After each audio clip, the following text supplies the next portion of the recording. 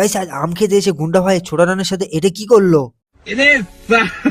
তো আমি বাড়িতে শুয়েছিলাম আর গুন্ডা ভাই আমাকে এসে বলছে যে চলো আমাদের কাছে আম হয়েছে খেয়ে আসিগা। তো আমি ভাবলাম চ তাহলে আমাদের কাছে প্রথমবার আম এসেছে খেয়ে টেস্ট করে দেখি আসিগা। তো এখানে এখন কিছু পরিমাণে নুন লঙ্কা জিরে যেসব ঝাল মশলা গুলো লাগে সেগুলোকে এখন নিয়ে নিচ্ছি। তো যা যা লাগে সব নিয়ে তারপরে বেরিয়ে পড়লাম আমি আর গুন্ডা ভাই। তো এইসব বাগানগুলো পার করেই যেতে হবে, আমাদের পুকুরে পাড়ে লাগানো আছে আম গাছগুলো সব। গাইস এই দেখো কি করলো দেখো।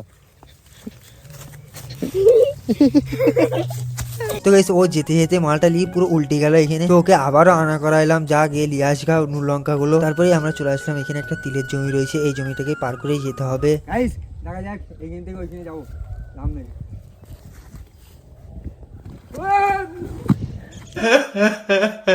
তো গাইস ফাইনালি আমরা চলে আসলাম আমাদের পুকুরে পারে। এখানে আসতেই দেখছি গুন্ডা ভাই এখান থেকে একটা আম নিজে নিজে পেরে নিচ্ছে। তারপরে আমি এদিকে দেখছি এখানে তিনটে বড় বড় সাইজের আম রয়েছে, এই তিনটেকে পেরে নেবো। তারপরে আমটা ভালো করে পানি দিয়ে ধুয়ে নিচ্ছি। তো আমটাকে এবার দুফালি করে কেটে নেবো। চলো এবার আমটাকে টেস্ট করে দেখা যাক কেমন লাগে আমটা খেতে। আর গাইস আমটা এতটাই খাটা কি বলবো, খেতেই পারা যাচ্ছে না। আচ্ছা বেশ চলো আজ এগার ব্লগটা এখানে শেষ করছি। ভালো লাগলে একটা লাইক করে চ্যানেলটাকে সাবস্ক্রাইব করে লিও। আয়